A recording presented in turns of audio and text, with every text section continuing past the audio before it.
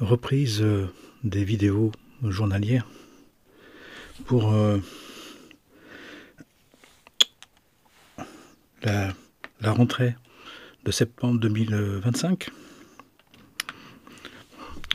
La première chose, c'est je souhaite à chacun et chacune une très très bonne rentrée, même si ça a commencé.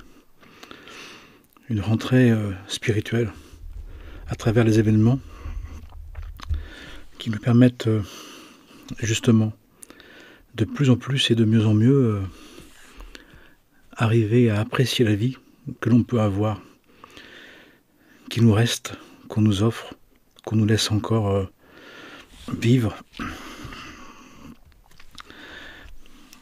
Je me disais en préparant cette première vidéo de reprise que de nous rappeler que nous sommes des êtres divins venus dans cette école de la Terre, à l'école de la Terre, pour devenir au fur et à mesure, par notre travail spirituel, par notre effort spirituel, de plus en plus des êtres divins incarnés. Pas simplement théoriques ou passagers ou imaginaires ou passifs, mais vraiment. Et en cela, il faut savoir que le fait d'être dans l'incarnation, d'être en vie, d'être encore en vie, d'être encore là, malgré tout, est une très grande réalisation, est un très grand accomplissement. Après, si on peut ajouter ce qu'on veut, si on peut ajouter ce qu'on aime, si on peut ajouter du beurre dans les épinards, bien sûr. Mais déjà une chose à savoir, c'est que chaque être humain qui est présent, chaque être divin qui accepte de rester à cette école de l'éloignement, de la séparation, de la dualité, des défis, on est confronté chaque jour à choisir entre le bien et le mal, dans la pensée, dans les paroles et dans les actes, dans la pensée, dans les sentiments, dans la volonté, sachant que nous sommes déjà en train de nous accomplir et en train de faire le travail spirituel que nous avons à faire. Même si on ne le sait pas, surtout si on ne le sait pas. Combien de personnes se sentent dévalorisées, doutent, sont inquiètes, sont malheureuses en pensant que, en quelque sorte, si elles ne sont pas le standard qu'on leur a dit, ou le standard qu'elles ont dans leur tête, ou qu'elles pensent, ou qu'elles veulent, c'est comme si leur vie n'avait pas de valeur. Mais notre vie a une valeur inestimable. Nous sommes un être divin en train de nous purifier, de nous réveiller, de nous éveiller, de nous construire, de grandir, de devenir. Et en cela, nous sommes parfaitement légitimes avec ce que nous sommes, comme nous sommes. Surtout que les temps dans lesquels nous sommes nous confrontent à une part de notre être, à une part de notre réalité, de notre intériorité, cachée, profonde, souvent inconnue, souvent méconnue, inconnue, même inconnaissable, qui remonte, comme si, en fin de compte, comme un historique, comme une histoire qui avait été mise de côté, ou qui était discrète, ou qui était cachée, se révèle, qui fait que chacun et chacune se trouve dans des situations, dans des circonstances qui nous dépassent, qui nous poussent, qui nous impressionnent, qui nous mettent la pression, qui nous demandent, nous exigent, nous imposent. Donc de fait, la belle histoire, la bonne histoire, celle qu'on voulait, celle qu'on aimerait, est touchée, est altérée, parfois elle est détruite. Et pour autant, ce n'est pas parce que la vie n'est pas comme on voulait, n'est pas comme on veut, ne donne pas ce qu'on espérait, ne fait pas le bien qu'on aimerait, ne fait pas le bien, ne fait pas un bien qu'on voit, que ça veut dire que notre étude spirituelle, notre prière, notre méditation, notre bonne volonté ne sert à rien, surtout pas. Surtout qu'on nous dit que tous ces freinages sont nécessaires pour justement réguler, payer, rendre, terminer, pas mal de choses. Ce qui fait que beaucoup de notre travail spirituel serait comme mis en attente pour la suite. Mais surtout, ce que je voulais évoquer ce soir aussi, c'est de dire quel est le secret, comme chacun aime bien les secrets, quel est le secret des maîtres? Quels sont le secret des maîtres? J'ai eu la chance, l'opportunité, de par mes professions, de par ma recherche, puisqu'il nous est dit que nous avons recherché intensément, de manière vitale, comme un assoiffé. J'ai rencontré pas mal de maîtres, de toute confession, de toute religion, et d'autres encore. Et la caractéristique de tous ces maîtres, hommes et femmes, extraordinaires, merveilleux, qui est arrivé les uns les autres, les unes les autres, à un degré d'unicité où les formes religieuses n'empêchaient plus rien, n'étaient plus un problème, n'étaient plus un empêchement, au contraire, était une possibilité parmi d'autres. Eh bien, leur secret, c'est que ils ne sont rien, ils ne veulent rien, ils ne peuvent rien avec joie, avec succulence, avec une joie, avec une appétence, avec un humour, une dérision d'eux-mêmes. Ils sont super sérieux. Je connais aucun maître qui ne fait pas ses ablutions, qui ne fait pas ses prières, son étude, sa méditation de l'étude, la prière au quotidien. J'en ai jamais connu un seul. C'est pour ça que parfois je suis très étonné de voir des personnes qui se disent disciples ou qui se disent intéressés, justement d'être capables de s'en passer, de pouvoir s'en passer. Alors que les maîtres eux-mêmes font leur pratique de base, leur gamme spirituelle chaque jour, sans en oublier un seul. Et surtout dans leur attitude, c'est ce dont je veux parler ce soir, surtout leur attitude est une attitude de considérer qu'ils n'ont le droit à rien, qu'ils ont déjà tout reçu, qu'ils n'ont rien à demander de plus, que ce qui se passe est totalement juste, que ce qui se passe de juste ou d'injuste pour eux, de bien ou de mal selon eux, vient de Dieu. Tout est en Dieu, par Dieu, avec Dieu. Bien sûr, c'est un choix, bien sûr, c'est une conscience, bien sûr, c'est une attitude. On peut ne pas y adhérer, on peut ne pas être d'accord. Et si c'est le cas, ne le soyez pas. Et si ça ne vous convient pas, bon vent. Passez votre chemin et que la vie vous soit douce et belle et que le flot dans sa vague vous conduise vers ce qui vous convient. Pour autant, je ne peux parler que ce que je connais, dont j'ai fait l'expérience, ce que j'ai rencontré.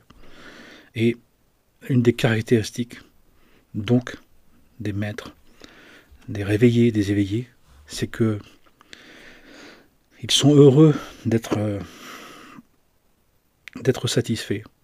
Ils sont heureux de ne pas exister par eux-mêmes. Ils ont la joie quand on leur dit qu'ils ne sont rien. Ils sont satisfaits, ils sont heureux, ils sont joyeux quand on leur fait remarquer qu'ils sont capables de rien, qu'ils ne peuvent rien. Tout simplement parce que ils ont remis leur vie entre les mains de Dieu. Ils ont remis leur vie dans l'esprit divin. C'est ce qu'on appelle le oint, le Christ, le Messie, l'Esprit de Dieu, de se livrer à l'Esprit divin, de vie de l'Esprit de Dieu. Et la condition donc, ces maîtres, hommes et femmes le montraient, c'est que ils se donnent complètement, totalement, définitivement au divin. Et ils montrent que ce qui nous fait souffrir, c'est la résistance que nous pouvons avoir à nous livrer entre les mains de Dieu, pour être délivrés de nous-mêmes. Non pas moi, mais l'Esprit de Dieu en moi. Non pas moi, mais le Christ en moi pour les chrétiens. Non pas moi, mais l'Esprit de Dieu, pour être plus universel. Non pas moi, mais l'Esprit divin. Celui qui n'est pas avec moi est contre moi. Celui qui s'élève par lui-même sera rabaissé. Celui qui s'abaisse sera élevé, sera relevé. Il y a donc un aspect intérieur, un aspect profond, d'entretenir dans notre conscience, volontairement, consciemment, le fait que on n'a le droit à rien, qu'on ne peut rien, qu'on ne veut rien, et pour autant de prier. Je te prie, je te demande, si tu veux bien, mais je te prie parce que j'ai besoin encore de te dire, j'ai besoin pour moi, pour d'autres, de te le dire. Mais quand je te le dis, c'est pas pour douter de ta volonté, douter de ta providence. C'est pas pour me faire croire que je suis capable, par ma demande, de faire ce qui est imprévu, ce qui n'est pas prévu, ce qui n'est pas autorisé. Mais le divin nous dit, demande-moi pour apprendre à accepter que ce qui se passe est bon et très bon, est bien et très bien, est juste et très juste, est vrai et très vrai. Et pour moi, c'est une des grandes leçons de la vie, de ma vie. Que ce soit dans les différentes versions possibles que j'ai rencontrées, différentes versions, chaque maître, homme et femme, avait cette qualité-là, cette capacité de ne pas penser, de ne pas croire que le divin, qu'ils ne comprenaient pas, de ne pas croire que le divin dépendait de leurs croyances. Ils ne croyaient pas que le divin dépendait de ce qu'ils étaient, ce qu'ils acceptaient, ce qu'ils voulaient, ce qui était viable pour eux, ce qui était acceptable. Ils démontraient qu'ils comprennent ou pas, qu'ils acceptent ou pas, Dieu, tu es mon Dieu. Dieu est Dieu et tu es mon Dieu. En toi, je mets toute ma confiance, toute ma vie. Dans ton esprit, je donne j'offre ma vie dans ton esprit. Je veux que tu diriges ma vie en tout et pour tout. Qui fait qu'il y a des fois on comprend, il y a des fois c'est comme ça nous convient, et des fois ça ne nous convient pas, des fois on ne comprend pas. Et souvent c'est incompréhensible. Et finalement, plus on va vers le divin, plus on rentre dans le mystère, plus on s'approche, plus on comprend qu'on ne comprend pas. Mais on accepte de ne pas comprendre, et on accepte de plus avoir besoin de comprendre, de plus avoir besoin de connoter.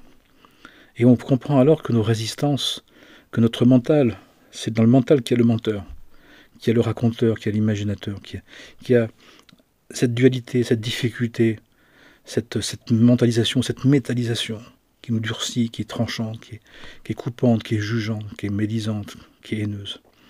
Alors que ces maîtres sont dans justement l'intériorité qui est dans le cœur. Ils développent une intériorité. Et dans cette intériorité, ils ne font que se tourner vers le divin. Et en se tournant vers le divin, pour cela, et en cela, ils se mettent dans une attitude intérieure de renoncement, de contentement, de rabaissement, d'humilité, de modestie, etc., de soumission, d'acceptation. C'est-à-dire d'être rien, mais volontairement. D'être rien du tout. Et c'est une clé sans doute. De mon point de vue, c'est une grande clé. Quoi qu'on fasse, et on a à faire ce qu'on a à faire de bien. On a à prendre soin, on a à gagner son pain, mais sans penser, en se défaisant de l'idée que on devrait avoir une importance, on devrait avoir une récompense, on devrait avoir une satisfaction, on devrait avoir une reconnaissance. Les maîtres nous montrent qu'ils n'en ont pas eu, qu'ils n'ont pas été forcément crus, pas appréciés. Ils ont été dénoncés, ils ont été martyrisés, ils ont été humiliés, ils ont été abandonnés, ils ont été même des plus proches, même des proches compagnons, même des proches apôtres. C'est une convocation individuelle, c'est une expérience individuelle, c'est un vécu personnel, intérieur, très profond. Mais avec la caractéristique, c'est la joie de n'être rien. L'envie que Dieu soit tout. La joie, la réjouissance de ne plus avoir besoin de soi-même, de se quitter, de se défaire, de se délier de soi. C'est incroyable. Et de mon point de vue, C'est une clé importante, c'est un mouvement de la conscience essentiel dans les temps actuels. Pour quelle raison? Parce que on est justement en train de se confronter à cette part en nous qui, pour se préparer au temps messianique, au temps mystérique, au temps de la Géoula, de la délivrance, de la résurrection, des temps tout nouveaux qui n'ont jamais existé, on a besoin de se défaire de conditionnements, d'idées de soi, d'injonctions de soi, d'importance de soi. Combien on peut être malheureux de vouloir avoir de l'importance, de vouloir de la considération, de vouloir être capable, être capable de telle ou telle chose. Alors que tout le travail, c'est de se défaire de soi. Et les maîtres nous le montrent. Ils nous le montrent, et comme ils font ça, comme ils se mettent dans cette disposition d'esprit, dans cet comportement intérieur, dans cet état intérieur, de fait, leur seul soutien, c'est de se conformer à la volonté divine. Et la volonté divine, elle est très claire. Cherche le royaume de Dieu, et le reste va se donner en surcroît. Aime ton prochain, aime ton Dieu de toute ta force, toute ton âme, toute ta conscience. Une manière de dire, il y a d'autres manières de dire. Qui fait que ça revient toujours à la même chose. À vrai dire, c'est très simple, mais très efficace, mais très radical, très entier. Celui qui n'est pas avec moi est contre moi. On ne peut pas servir deux maîtres en même temps, on ne peut pas tirer deux arcs en même temps. Le composé, le mélange est détonnant. On ne peut pas mélanger le moi et le je, on ne peut pas mélanger son vouloir et la volonté divine, c'est impossible. Et pour cela, c'est de savoir que tout le travail finalement, c'est de se désencombrer de soi-même, se défaire de soi-même, pour laisser le divin agir, pour laisser le divin faire ce qu'il est en train de faire. Défait de nos projections, de nos attentes, de nos blablas, de nos mécontentements, qui d'ailleurs ne marchent pas, qui d'ailleurs ne marchent plus. Eh bien, on a la possibilité d'aller un pas en plus. Et je nous invite à faire le pas supplémentaire. C'est de foutre la paix aux autres, à la vie, au monde et à Dieu. Laissez faire les choses.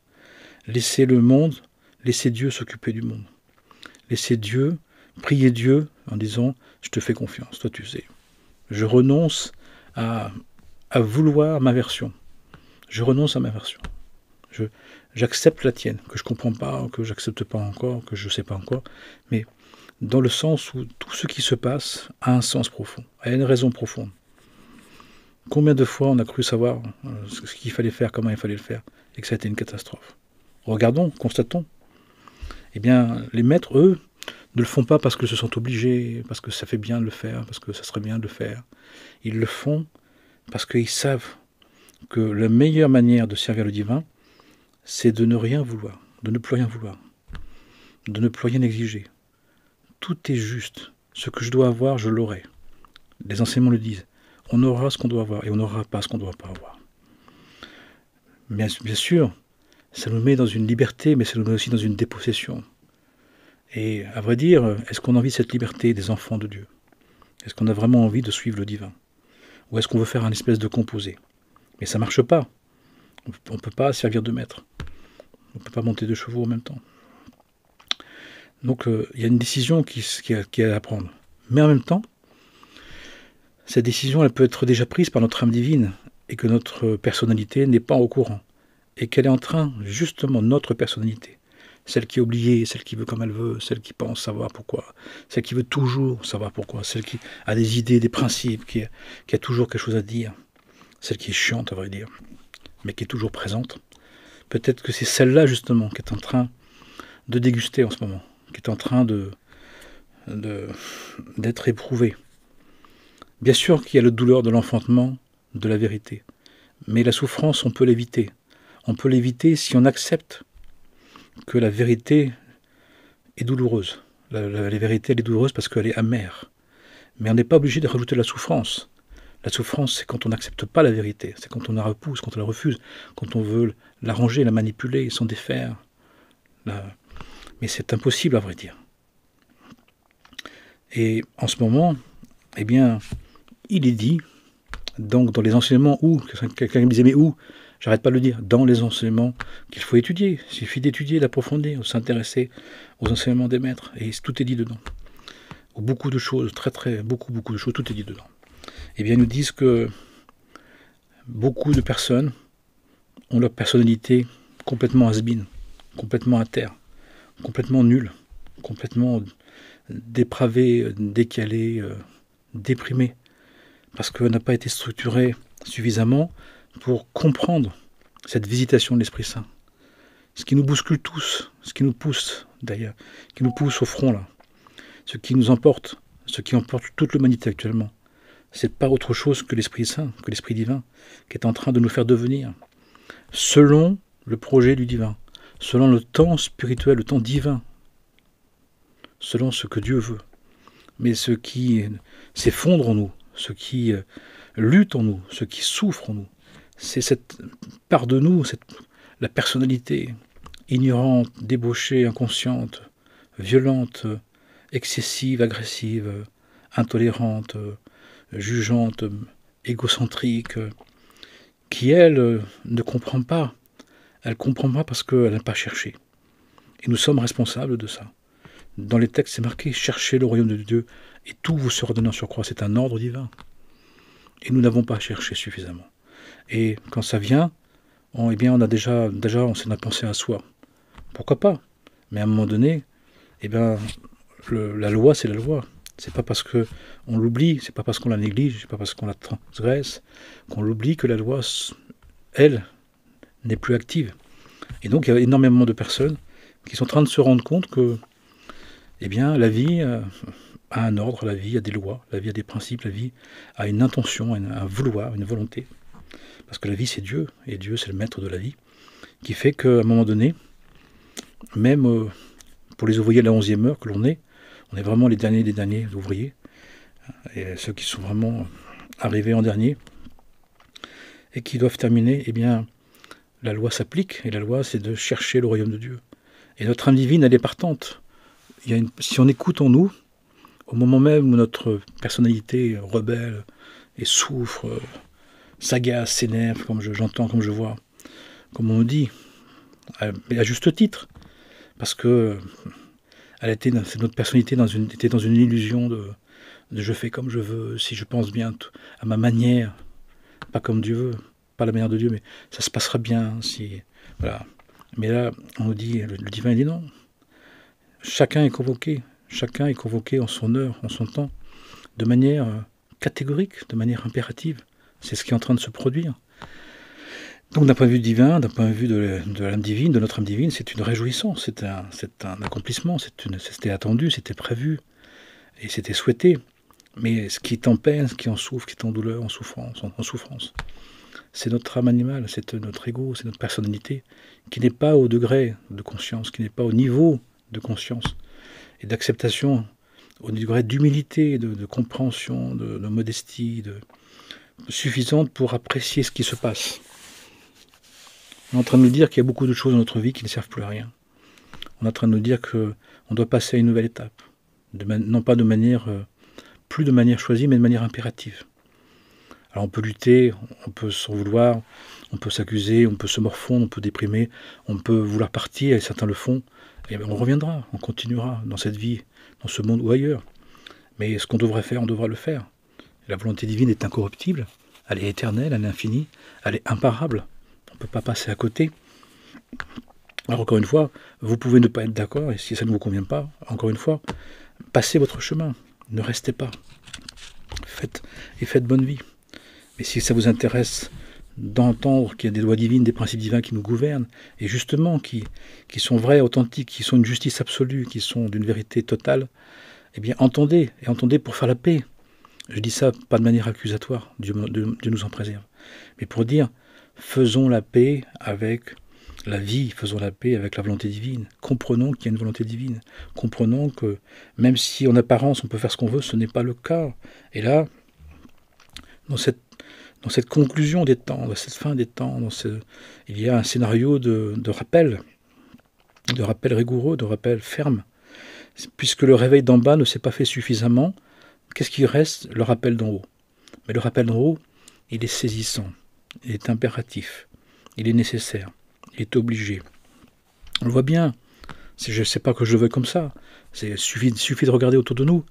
On est tous obligés d'avancer, on est tous obligés de se réformer, de concevoir les choses autrement. Et alors, c'est pas grave, ça vaut le coup, puisque de toute façon, on ne peut pas faire autrement.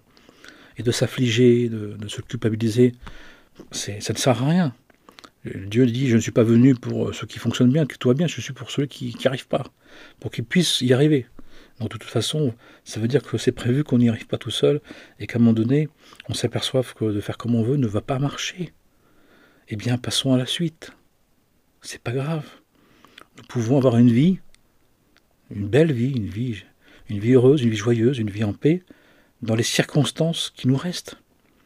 Mais ça veut dire que nous devons nous défaire de tas d'idéaux illusoires, de projets utopiques, de fonctionnements immatures, infantiles, tous ces racontages. Et donc on nous demande finalement de passer d'un temps d'enfance à l'adolescence ou d'adolescence au monde adulte selon les différents là où nous en sommes. En tout cas, on nous demande une poussée de croissance générale, une poussée d'éveil général, qui fait que le monde est tangue, le monde est bousculé. Mais bien évidemment, c'est pour avancer, c'est pour passer à la suite. Ce qui fait aussi que on doit accepter, il est nécessaire d'accepter que tout ce qui nous quitte, tout ce qui part, tout ce qui fuit, tout ce qui nous laisse, tout ce qui nous abandonne, tout ce qui juge, qui condamne, qui enlève, ce sont des moyens de nous défaire de nos addictions à la matière, à l'ego, au pouvoir, à l'argent, à la débauche, aux passions du monde et au monde des passions. Eh bien, c'est un travail de purification, c'est justement là. Si on est croyant, et si on croit en Dieu, si on a foi en Dieu, c'est bien que ça passe par là. Il y a deuxième clé, il n'y a aucun maître, homme et femme, qui ne fait pas un travail de purification, de rectification. Tous le font, de se réformer. Et notre Père, à tous, Abraham, nous dit, quand on lui dit, quitte là où tu es, la maison de tes parents, le lieu de naissance, pour aller vers toi, on dit aussi, c'est pour aller de l'autre côté de toi, de te rencontrer dans l'autre aspect de toi, dans l'autre côté de toi. Mais là où je t'indiquerai, mais il n'indique pas où. Là où la vie t'emmènera. Et la vie est en train de nous emmener, chacun et chacune, de l'autre côté de nous-mêmes. Et quand on regarde Abraham, il est devenu l'être qu'il était. Il est devenu justement un être qui est sorti des idolâtries de son père, de sa famille, des idolâtries de la matière, des racontages, des passions, des sensations, des émotions, des sentiments, du mental, pour aller vers une vérité plus inclusive, plus universelle, plus unitive. C'est ce vers quoi nous allons. Donc de ce point de vue-là, le fait d'être rien, de ne rien vouloir, et d'accepter avec joie que tout ce qui se défait, s'enlève, part, nous quitte, s'arrête, nous prive, est une bienveillance divine, une purification divine, un travail de nettoyage, c'est un lavage, parfois un petit peu autocongexe, mais c'est un travail spirituel de se délier, de se défaire.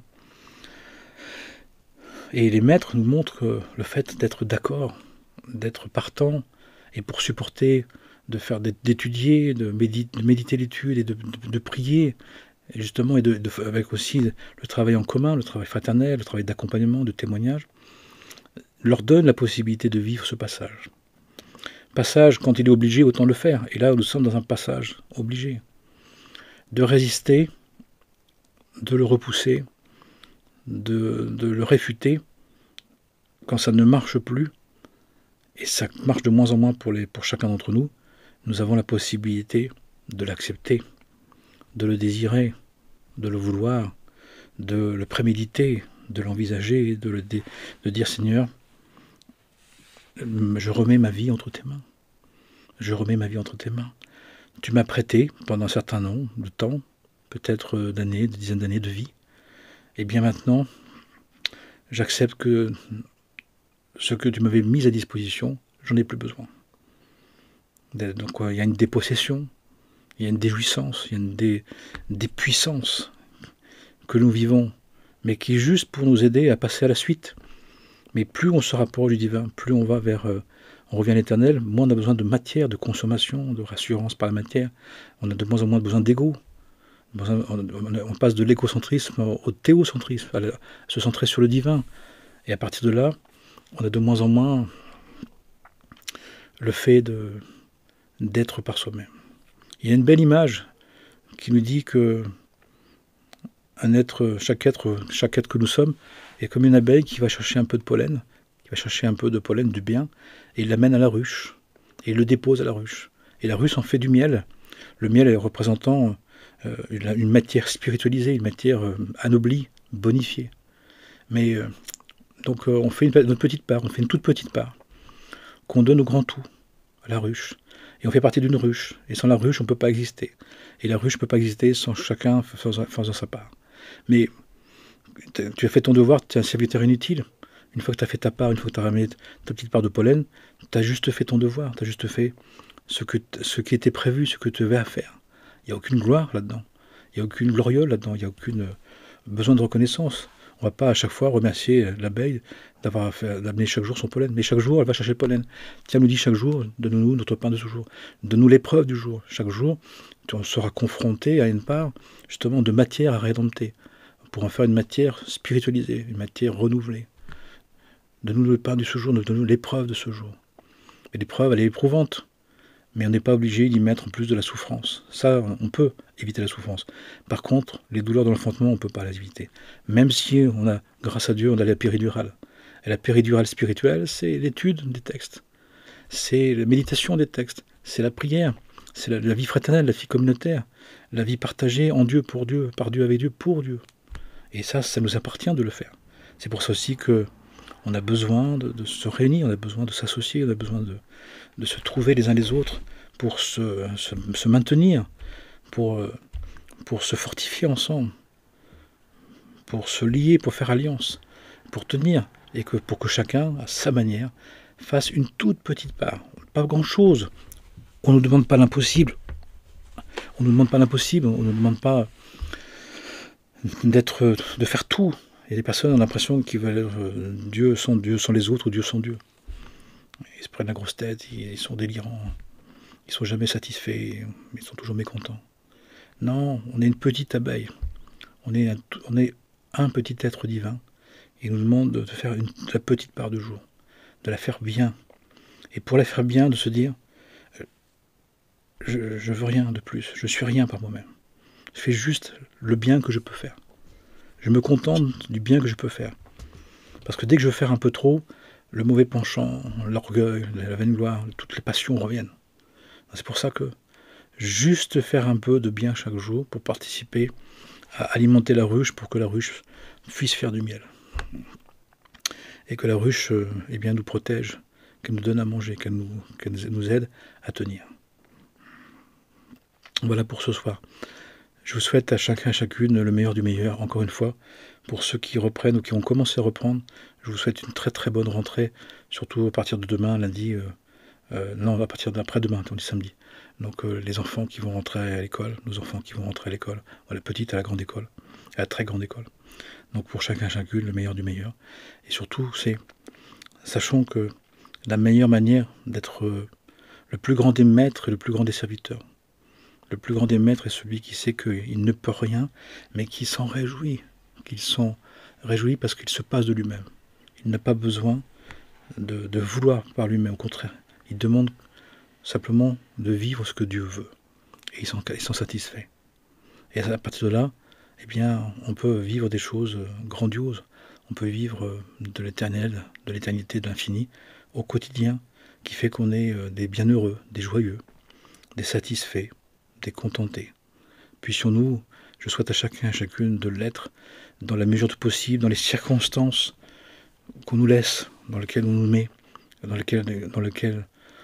ce qui nous reste, parce que je vois bien et j'entends bien et je accompagne des personnes et je rencontre des personnes et je parle à des personnes, beaucoup, qui disent que les circonstances sont très réduites, très restreintes. Mais il faut savoir que nous avons toujours l'essentiel pour servir.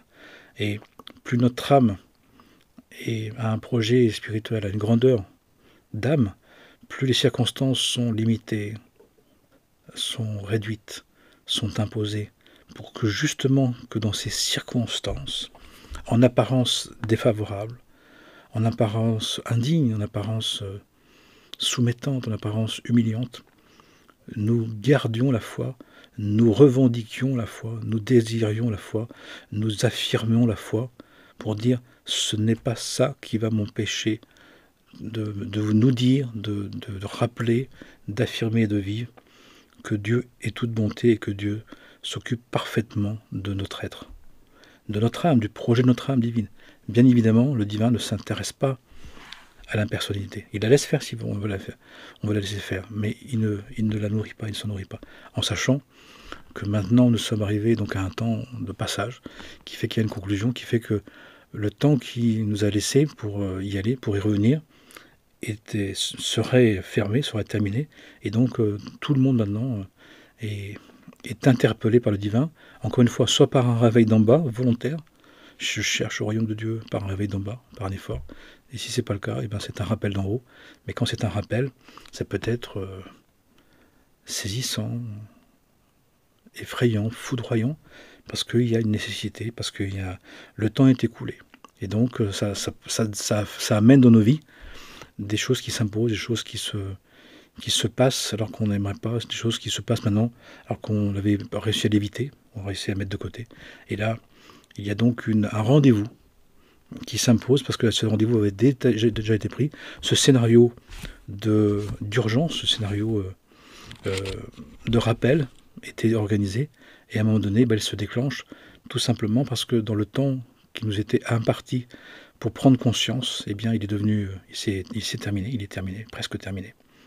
Qui fait que maintenant, on doit absolument se rappeler de l'essentiel, de se rappeler du pourquoi profond de notre être, de notre expérience d'incarnation, de qui on est profondément.